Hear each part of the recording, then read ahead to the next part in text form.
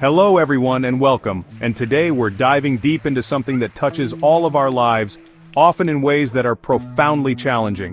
What do you do when no one trusts you, when your friends doubt you, when your family looks at you differently, when every move you make feels judged? It's a heavy weight to carry, isn't it? That feeling of being on the outside, of your intentions being constantly questioned. This isolation, this sense of being fundamentally misunderstood, can be one of the most painful human experiences. If you've ever felt isolated, misunderstood, or like you're stuck in a reputation you didn't ask for, this video is for you. We're going to explore the roots of distrust, practical steps to rebuild it, and how to find peace and strength within yourself during this arduous journey.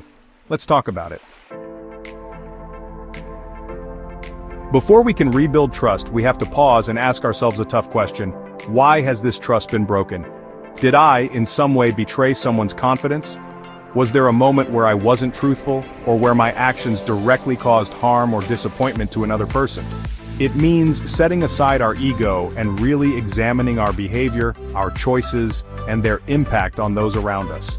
Or is this distrust perhaps stemming less from my direct actions and more from their own insecurities, their own past wounds? Knowing the difference between these scenarios helps you respond wisely, with intention, rather than reactively or defensively. If the distrust is rooted in your actions, then accountability is your path forward. If it's rooted in their projections, then your path might involve setting boundaries and understanding that you cannot control their perceptions, only your own integrity. Accountability is the doorway to freedom, the key to unlocking real sustainable change and growth. Once we understand the root of the distrust, our natural instinct is often to talk, to explain, to justify. But words rarely fix broken trust. If someone has truly lost faith in you, more words often just sound like more noise. The currency of trust isn't vocabulary, it's behavior. Stop trying to convince people with your words. Instead, start showing them through your actions. Show up when you say you will, every single time. Be reliable in the small things, because those are the building blocks of bigger trust. If you commit to something, see it through, even when it's inconvenient. Focus on creating patterns of trustworthy behavior. A pattern is a series of consistent actions over time.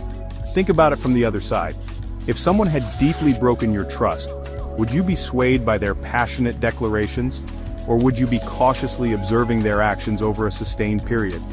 Let your actions be your advocate. Let your consistency be your voice. If your introspection revealed that you were indeed in the wrong, a sincere and effective apology is an absolute necessity. A genuine apology typically has three crucial components. The first is acknowledgement. Clearly state what you did, and recognize how your actions impacted the other person. The second component is responsibility. Take full ownership of your actions without shifting blame.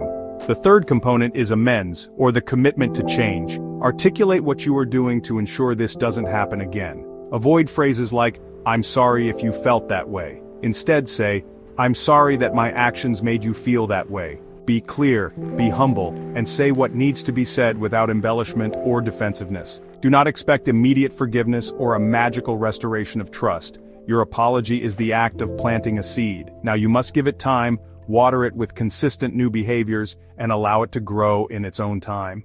This isn't about making grand promises, but about showing a concrete commitment to growth. Let your transformation speak for itself. Rebuilding trust is about becoming a person of unwavering integrity, someone who is predictable in their honesty and reliability. Ask yourself, am I consistent in my values and behaviors even when no one is watching? Think of trust like a bank account. Every action you take, every word you speak, every promise you keep or break, is either a deposit or a withdrawal. Small, consistent deposits of honesty, reliability, and integrity, made over time, build a healthy balance. Conversely, a single large withdrawal, like a betrayal or a significant lie, can deplete the account drastically. Therefore, it's essential to be intentional about these deposits. This means being mindful of your commitments and only making those you genuinely intend to keep. This isn't about perfection because we're all human and we all make mistakes. It's about a consistent effort, a persistent striving towards that standard you've set for yourself. Your consistent standard for yourself becomes a silent testament to your character. One of the most challenging aspects of rebuilding trust is the desire for things to go back to normal quickly. You've apologized, you're demonstrating new behaviors, you're committed to your consistent standard, and yet, the other person might still be distant, skeptical, or hurt. You cannot rush someone else's healing process. Trust, once broken, leaves wounds, and wounds heal at different paces for different people. Your primary responsibility is to continue controlling your own growth and maintaining your own integrity. Pushing them to get over it can often be counterproductive. Instead, the most powerful stance you can take is one of patient consistency. Let your transformation speak for itself, quietly and steadily through your sustained actions. Allow the healing to unfold organically. True reconciliation cannot be forced, it must be earned and allowed to blossom in its own season. Sometimes, no matter how sincerely you apologize, some people will never trust you again. When you encounter this, it can be incredibly disheartening. But this is the point where you need to pause and ask, who does see who I am now? This might mean making some difficult decisions. You might need to create distance between yourself and people who consistently refuse to acknowledge your growth.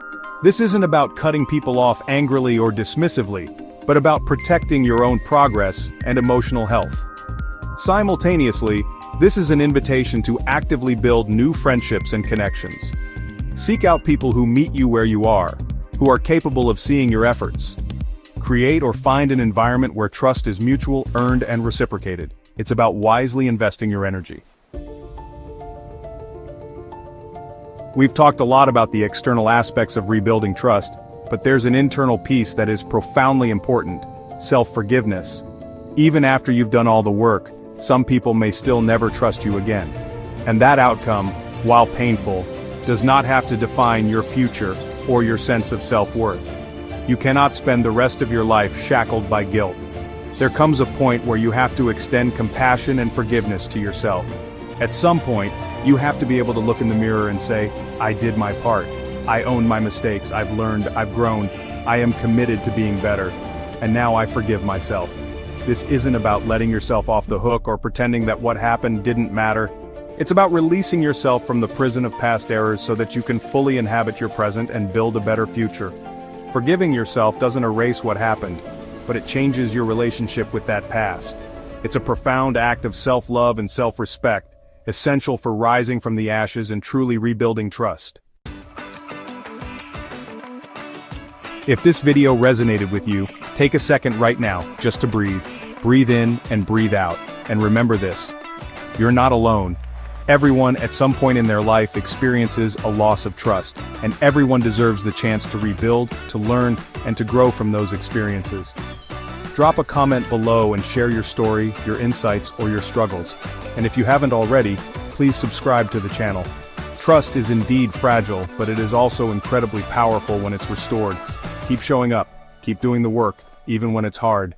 Thanks for watching. I'll see you in the next one.